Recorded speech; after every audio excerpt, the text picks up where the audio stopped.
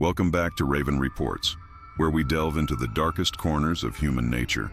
I'm your host, and tonight's story explores the devastating consequences when revenge turns deadly.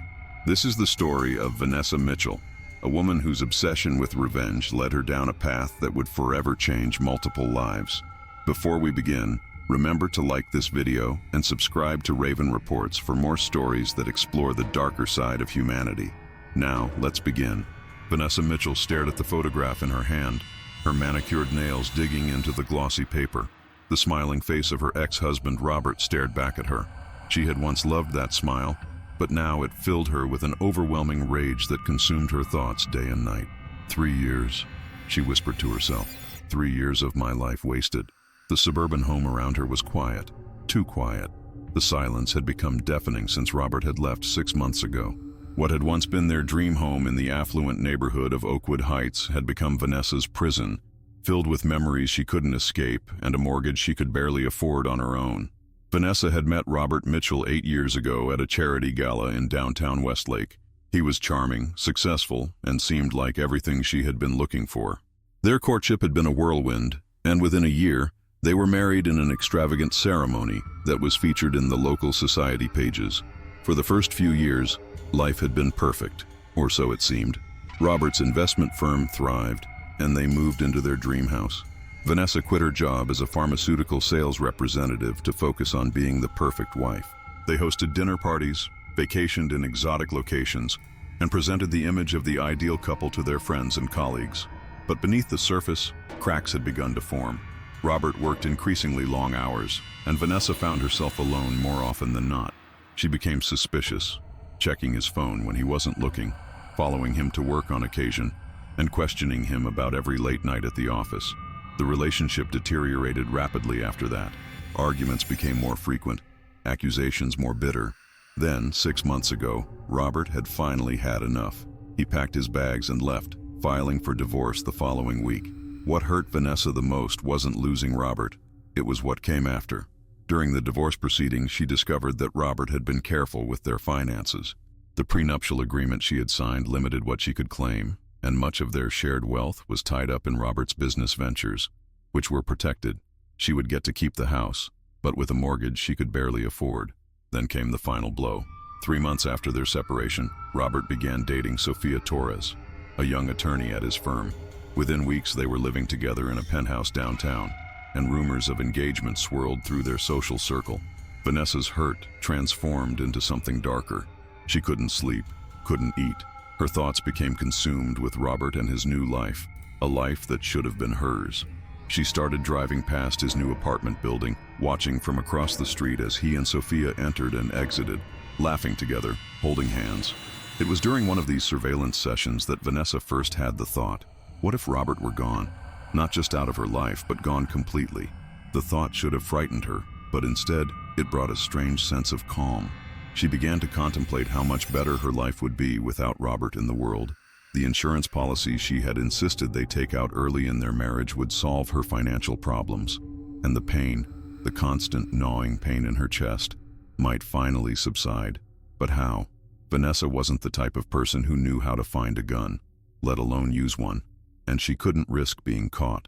Her life might be in shambles, but she wasn't willing to trade it for a prison cell. The answer came in the form of a memory.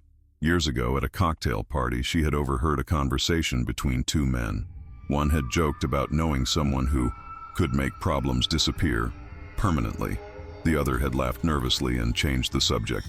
Vanessa had thought nothing of it at the time, but now, the memory returned with crystal clarity. The man who had made the comment was Marcus Reeves, a real estate developer who had been at several of their parties. Vanessa had his contact information somewhere in her old social directory. Finding it, she stared at his number for a long time before finally making the call. Marcus, it's Vanessa Mitchell. I need to speak with you about a problem I'm having. Marcus was hesitant at first, claiming not to know what she was talking about. But after Vanessa persisted, hinting that she remembered his comments from years ago, he reluctantly agreed to meet her for coffee at a small cafe on the outskirts of town. The meeting was brief and uncomfortable. Marcus denied any knowledge of hitmen or contract killers, but as they were leaving, he slipped her a piece of paper with a phone number written on it. I don't know anything about this. he said firmly. And we never had this conversation. Vanessa waited 3 days before calling the number. When she did, a gruff voice answered. No greeting, no identification. Yes, the voice said. Vanessa hesitated, her heart pounding. I was given this number by a mutual acquaintance. I have a problem that needs solving. What kind of problem? The voice asked. A personal one. One that requires permanent resolution. There was a long pause. Meet me at Riverside Park, tomorrow. 10 p.m. The boathouse. Come alone. The line went dead. Vanessa spent the next day in a state of nervous anticipation. Several times she nearly talked herself out of going. This wasn't who she was. She wasn't a criminal, a person who arranged murders. But then she would think of Robert and Sophia living their perfect life, and her resolve would harden once again. At 9:45 p.m., she parked her car in the nearly empty lot at Riverside Park. The night was cool and misty, with a light fog rolling in from the river. The park was officially closed at sunset, but the gates remained open, and occasionally people would still walk their dogs or go for evening jogs along the illuminated main paths. The boathouse, however, was far from the main paths, nestled on the edge of the water in a secluded corner of the park. As Vanessa approached, her heels sinking slightly into the damp grass, she could see a figure standing in the shadows of the building. You're prompt, the figure said as she drew closer. That's good. In the dim light, Vanessa could make out a man of average height and build, wearing a dark jacket with the hood pulled up. His face was partially obscured, but she could see he was middle-aged, with a close-cropped beard and cold, evaluating eyes. Are you... Vanessa hesitated, not knowing what to call him. You can call me Jack, the man said, though that's not my real name, obviously. I know who you are, Mrs. Mitchell, Jack interrupted, and I have a good idea why you're here, but I need to hear it from you. What exactly do you want? Vanessa took a deep breath.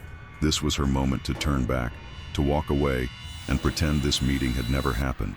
Instead, she spoke the words that would change everything. I want my ex-husband dead. Jack didn't react. No widening of the eyes, no sharp intake of breath. He simply nodded, as if she had asked for something as mundane as directions. Why? He asked. The question caught Vanessa off guard. Does it matter?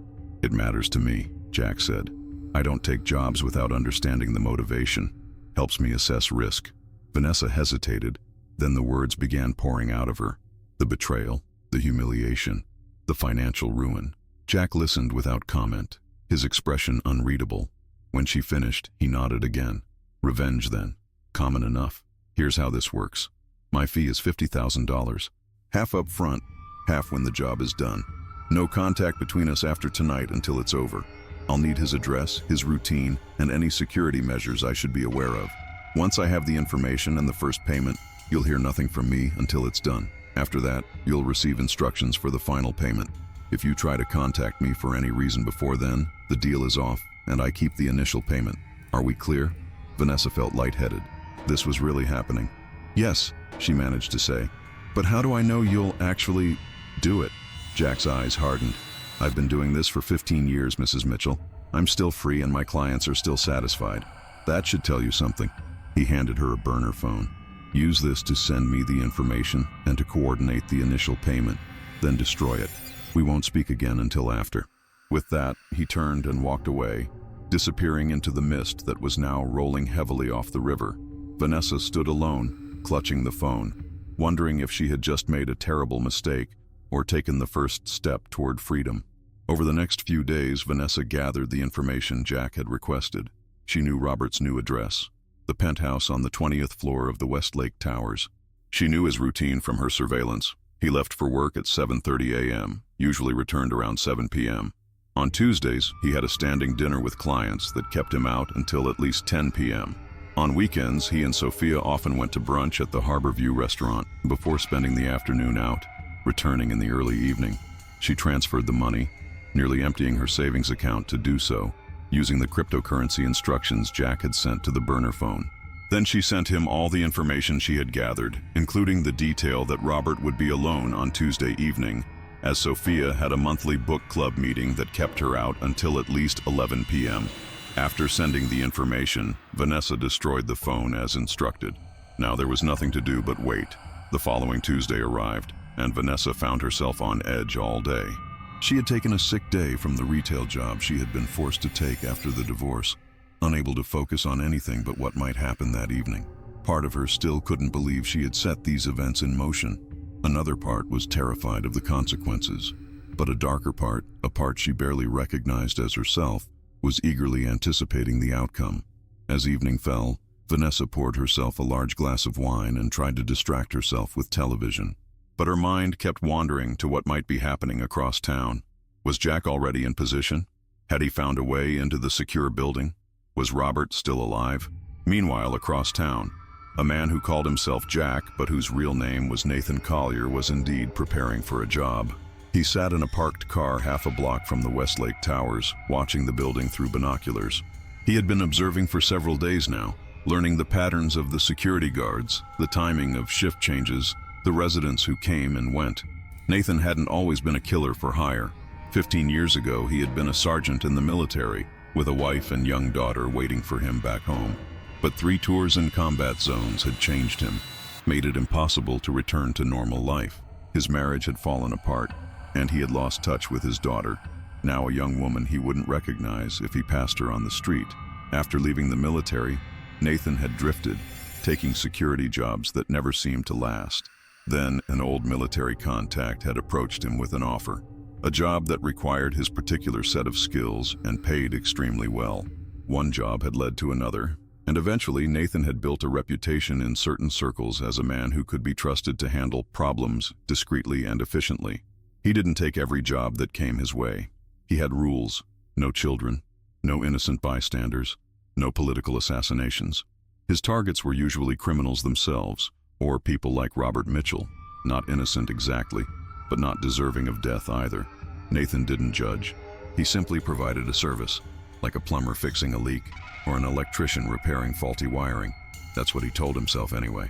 At 9:45 p.m., Nathan watched as a security guard at Westlake Towers stepped outside for a cigarette break.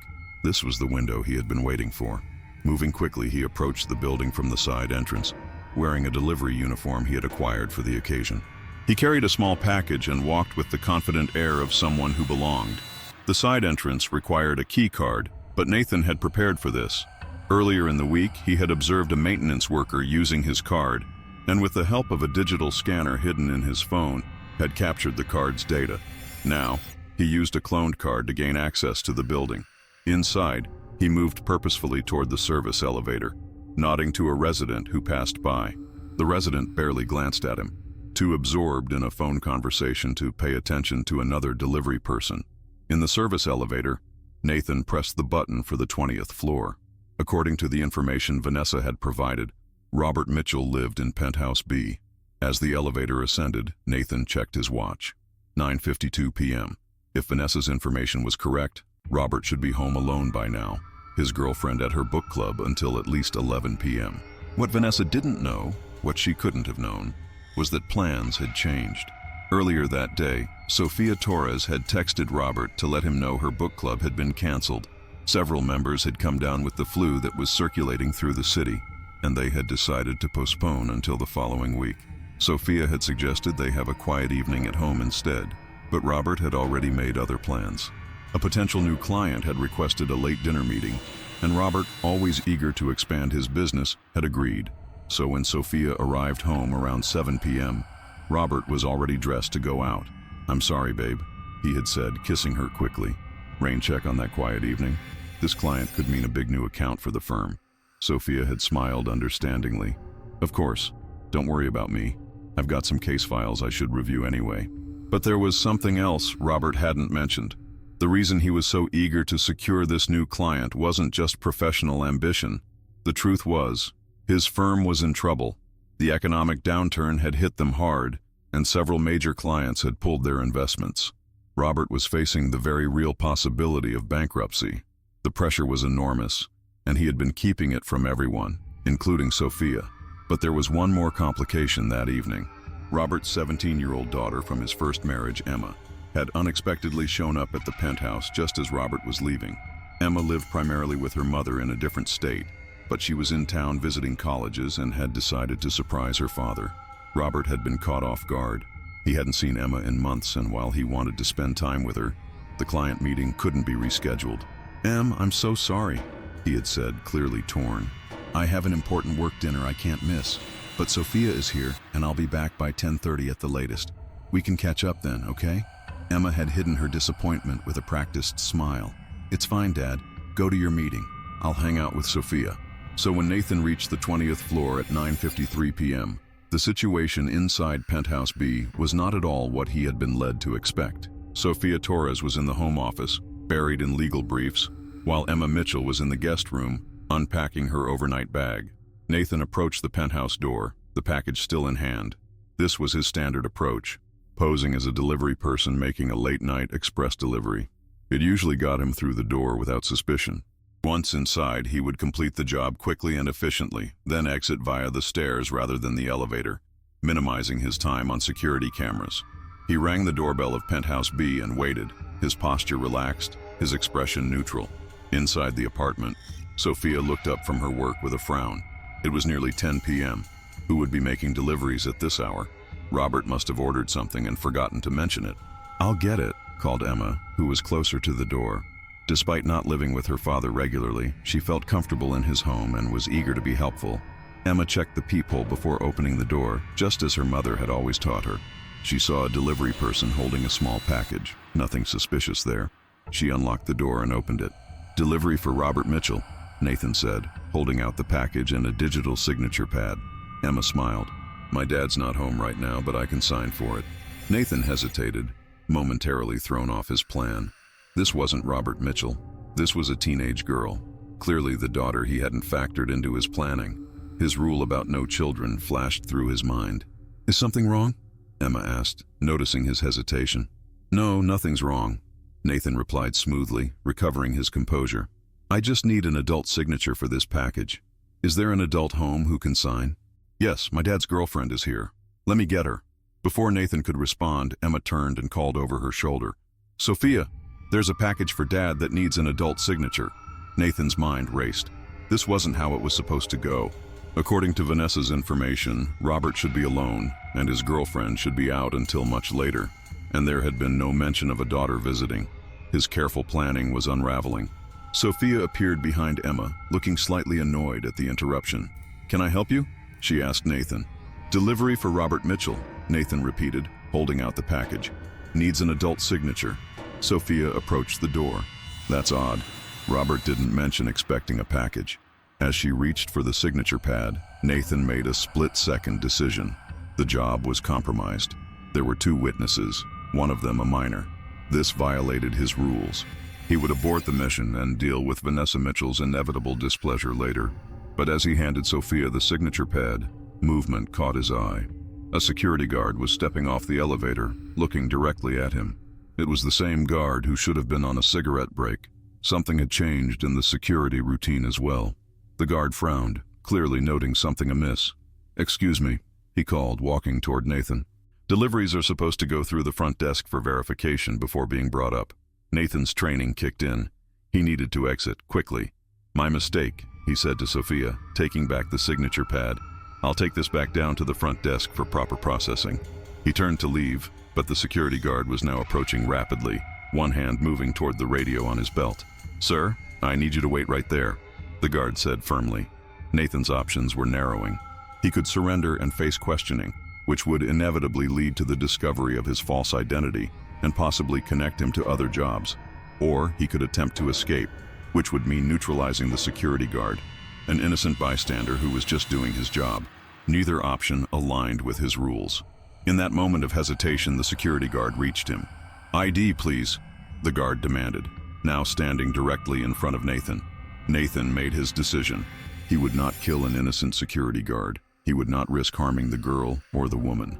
The job was officially aborted, but he still needed to escape. With practiced precision, Nathan dropped the package and signature pad. In the same fluid motion, he pulled a small canister from his pocket and sprayed its contents directly into the guard's face. The guard cried out, hands flying to his eyes as the pepper spray took effect. "What are you doing?" Sophia screamed, pulling Emma behind her and backing into the apartment. Nathan didn't respond. He pushed past the incapacitated guard and ran for the stairs, abandoning the elevator as too risky. Behind him, he could hear Sophia shouting for help and the security guard radioing for backup. His voice strained through the effects of the pepper spray. Nathan descended the stairs rapidly, his mind already shifting to his extraction plan. The job had failed, but his primary concern now was avoiding capture. He had contingencies in place for situations like this: a change of clothes stashed in a nearby alley, a second vehicle parked several blocks away, and a safe house where he could lay low until the immediate search died down. As he reached the ground floor and slipped out a service exit, setting off an alarm in the process, Nathan knew one thing for certain: his arrangement with Vanessa Mitchell was terminated. He would keep her down payment as compensation for his time and risk, but Robert Mitchell would live to see another day. Back in the penthouse, chaos had erupted. Sophia had slammed and locked the door, then immediately called 911, reporting the attack on the security guard and the suspicious delivery person. Emma stood frozen in shock, trying to process what had just happened. "Are you okay?" Sophia asked her, one hand covering the phone's microphone momentarily. Emma nodded mutely, though she was far from okay. In the hallway, they could hear the security guard calling for backup and other residents opening their doors to see what the commotion was about. "Yes, we're safe inside the apartment," Sophia was telling the 911 operator. "No, he didn't get in. The security guard needs medical attention." "No, I don't know what was in the spray." As Sophia provided details to the emergency dispatcher, she used her free hand to text Robert. "Emergency at home. Security guard attacked. Police coming. Emma and I safe. Come home now." Across town, in an upscale restaurant, Robert Mitchell's phone vibrated with the incoming message. He excused himself from his potential client and checked the text, his face draining of color as he read it. "I'm sorry," he said, already standing and throwing cash on the table to cover the bill. "There's an emergency at home. I have to go." Meanwhile, Vanessa Mitchell sat in her living room, staring at the clock. It was just after 10 p.m. Was it done? Was Robert dead? The thought should have horrified her, but instead, she felt a strange numbness, as if she were watching a movie about someone else's life, rather than living her own. Her phone rang, startling her so badly she nearly dropped her wine glass. The number was blocked. With a trembling hand, she answered. "Hello? The job is off." It was Jack's voice, tense and clipped. "What? What do you mean, off?" Vanessa demanded, panic rising in her throat. "Exactly what I said. The job is off. Your information was incorrect. The target wasn't alone. There was a security complication. I don't kill security guards, and I don't kill kids." "Kids? What are you talking about? Your ex's daughter was there. You didn't mention a daughter." Vanessa's mind raced. Emma, Robert's daughter from his first marriage? She lived in another state with her mother. She wasn't supposed to be in town. "I didn't know," Vanessa said weakly. "She lives with her mother in Colorado." "Well, she was there tonight, along with the girlfriend who was supposed to be out, and now the police are involved. The deal is off, permanently. I'm keeping the first payment for my time and risk. Don't try to contact me again." The line went dead before Vanessa could respond. She sat in stunned silence, trying to process what had happened. The plan had failed. Robert was still alive, and worse, the police were involved. Would they be able to trace things back to her? Vanessa's phone rang again, and for a moment, she thought it might be Jack calling back. But the caller ID showed a name that made her blood run cold. Detective James Harris. Detective Harris had been the responding officer when she had filed a complaint against Robert 6 months earlier, claiming he had taken items from the house that weren't his during the separation. The complaint had gone nowhere. The items in question had been determined to be Robert's property. But the detective had given Vanessa his card, telling her to call if there were any further issues during the divorce proceedings. Why would he be calling her now at this hour? With a sense of dread, Vanessa answered the phone. "Mrs. Mitchell, this is Detective Harris. Sorry to call so late, but there's been an incident involving your ex-husband, and I need to ask you a few questions." "An incident?"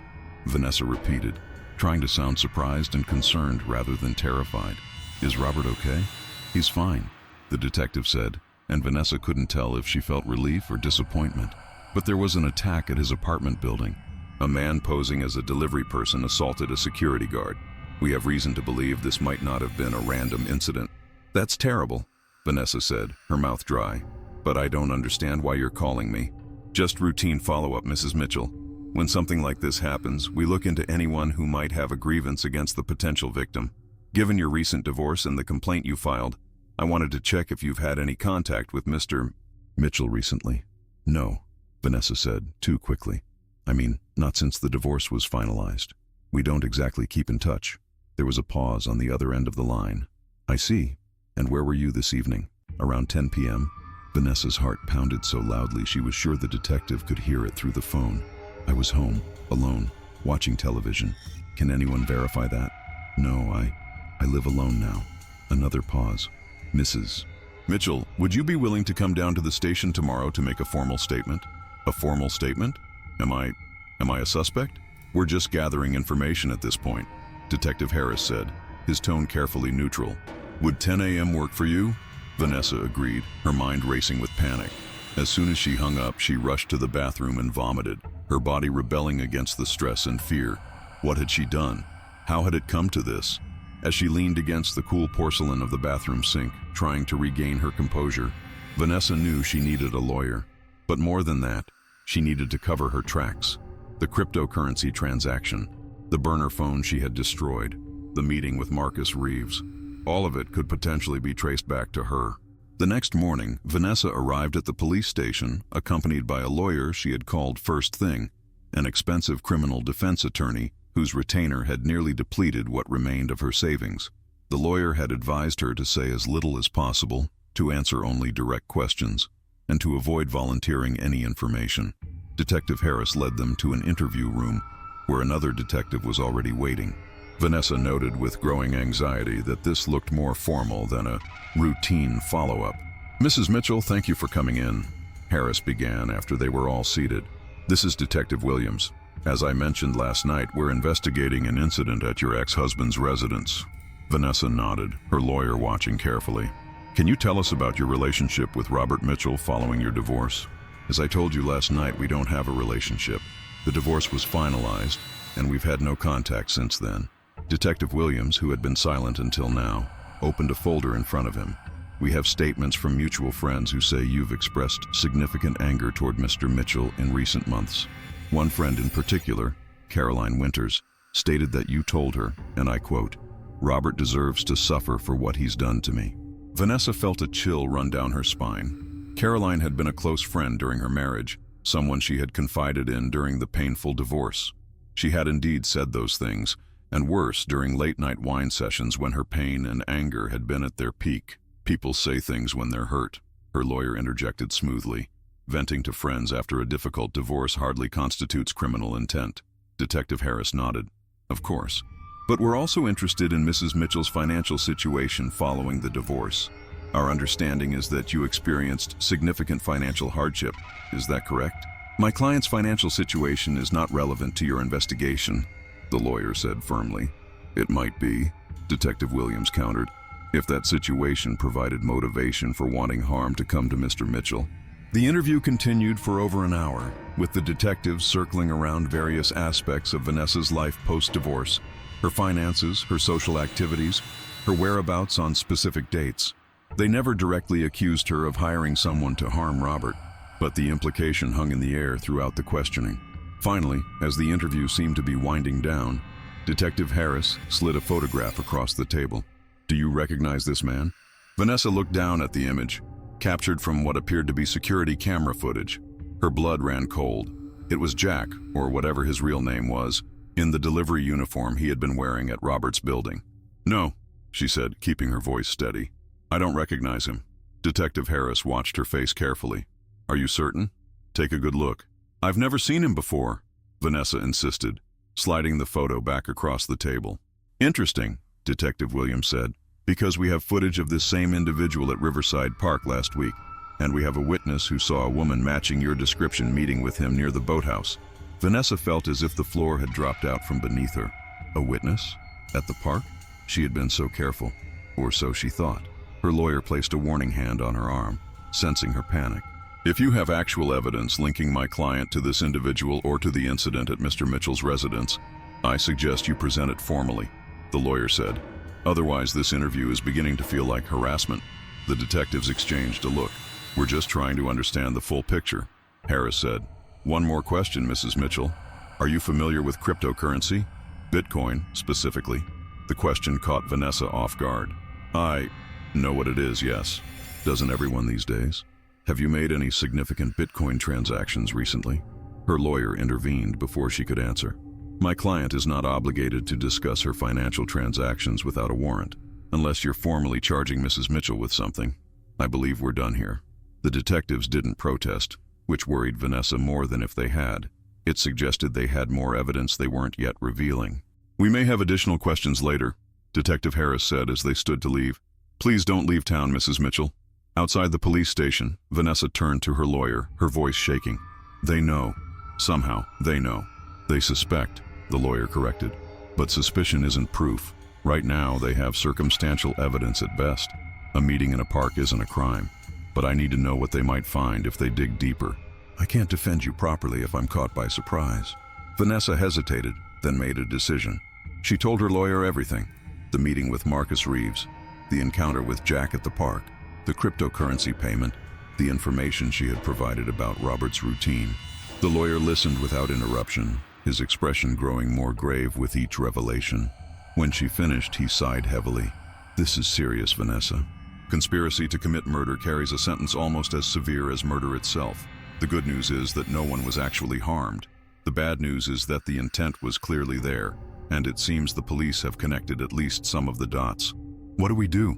Vanessa asked, desperation creeping into her voice. For now, we wait. See what evidence they actually have. If they had enough for an arrest, they would have made it today. The fact that they let you leave suggests they're still building their case. The waiting was excruciating. For the next week, Vanessa jumped at every phone call, every knock at the door. She barely slept, barely ate. The gravity of what she had done, what she had tried to do, was finally sinking in. She had actually tried to have the father of her stepdaughter killed. How had she become this person? 9 days after the interview at the police station, the other shoe dropped. Vanessa was at home when her doorbell rang. Opening it, she found Detective Harris and Detective Williams standing on her porch, their expressions grim. Vanessa Mitchell, Detective Harris said formally, you're under arrest for conspiracy to commit murder. You have the right to remain silent. As the detective read her rights, Vanessa stood in shocked silence. Neighbors peered from windows and doorways as she was handcuffed and led to a waiting police car. Her carefully constructed life was crumbling around her, and all because of a decision made in a moment of blind rage and pain. The evidence against Vanessa was substantial. The cryptocurrency transaction had been traced. Marcus Reeves, facing potential charges himself, had agreed to testify about his role in connecting Vanessa with the hitman. And most damaging of all, the hitman himself, whose real name was Nathan Collier, had been apprehended while attempting to leave the country. In exchange for a reduced sentence, he had provided detailed testimony about Vanessa's role in planning the hit on Robert Mitchell. The trial was a media sensation. The story had all the elements of a tabloid drama: wealth, betrayal, revenge, a glamorous defendant. Vanessa's carefully cultivated image as a socialite and perfect wife was shredded as details of her plot were made public. Friends abandoned her. Her remaining assets were drained by legal fees. Robert Mitchell testified at the trial, describing his shock at learning his ex-wife had tried to have him killed. But the most devastating testimony came from Emma, Robert's daughter, who described the fear she had felt when she realized the delivery man had ulterior motives. I keep thinking about what would have happened if Dad had been home instead of me, Emma said, her voice steady despite the emotion visible on her face. I would have lost my father because she couldn't move on from their divorce. Vanessa couldn't meet Emma's eyes during the testimony. The teenager had done nothing wrong, had never been anything but kind to Vanessa during the marriage. The realization that Emma could have been traumatized, or worse, hurt, because of her actions, filled Vanessa with a shame that no punishment could match. The jury deliberated for less than 6 hours before returning a guilty verdict. The judge, citing the premeditated nature of the crime and the potential harm to innocent bystanders, sentenced Vanessa to 15 years in prison. As she was led from the courtroom, Vanessa caught a final glimpse of Robert, standing with his arm around Sophia's shoulders, Emma beside them. They weren't celebrating her conviction. There was no joy in their expressions, only a somber relief that justice had been served and they could begin to move forward. In that moment, Vanessa finally understood the magnitude of what she had done.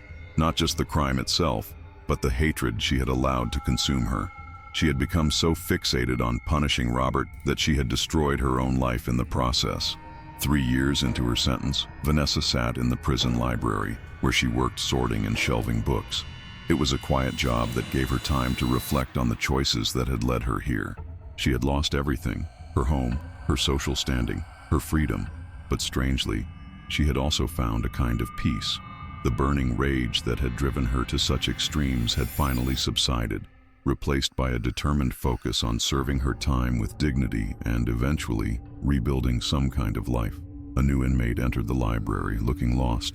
Vanessa recognized the shell-shocked expression. She had worn it herself when she first arrived. Setting aside the books she was sorting, she approached the woman. "First week?" Vanessa asked gently. The woman nodded, tears welling in her eyes. "I don't belong here," she whispered.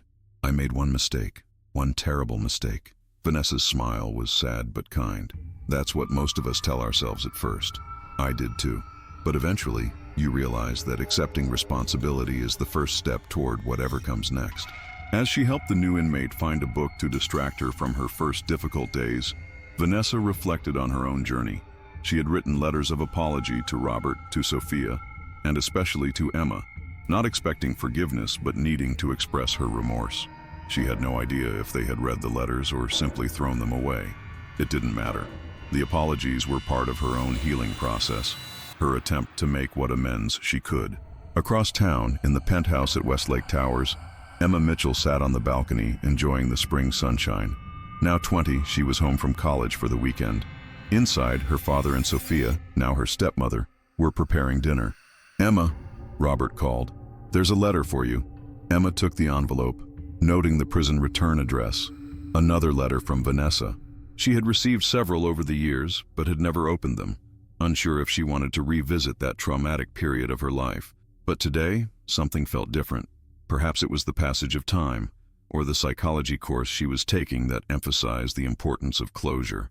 Whatever the reason, Emma carefully opened the envelope and began to read. The letter was simple, straightforward in its remorse. Vanessa didn't make excuses for what she had done. She didn't ask for forgiveness. She simply expressed her deep regret for the fear and pain she had caused, especially to Emma, who had been an innocent bystander in an adult conflict. Emma read the letter twice, then folded it carefully and put it back in the envelope. She wasn't ready to forgive, might never be, but for the first time she felt the weight of that night lifting slightly from her shoulders. Inside, Robert watched his daughter through the window, noting the letter in her hand. He and Sophia had received similar letters from Vanessa over the years. Like Emma, he had struggled with how to respond. The betrayal had been profound, the potential consequences unthinkable, but he had also come to recognize that Vanessa's actions, while inexcusable, had been born from a pain he had contributed to, however unintentionally. "Is she okay?" Sophia asked, coming to stand beside him. Robert nodded. "I think so. We all are." Finally, the attempted hit had changed them all. Robert had reassessed his priorities, putting family before business. Sophia had left the high-pressure law firm to start her own practice, focusing on family law and helping couples navigate divorce with minimal trauma.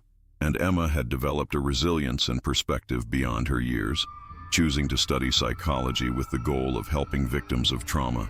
As for Vanessa, her path to redemption would be long and difficult, but in accepting responsibility for her actions and facing their consequences, she had taken the first step.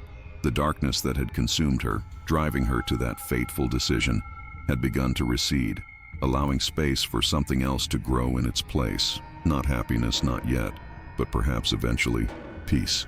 The darkness that consumes us can lead to terrible choices, but even in the aftermath of our worst decisions, there remains the possibility of growth, of change, of finding our way back to the light. It's a journey that requires courage, honesty, and the willingness to face the truth about ourselves, no matter how painful that truth might be. This has been Raven Reports. Remember to like and subscribe for more stories that explore the complexities of human nature and the consequences of choices made in our darkest moments. Until next time, be careful what darkness you allow to take root in your heart. The consequences might be more far-reaching than you could ever imagine.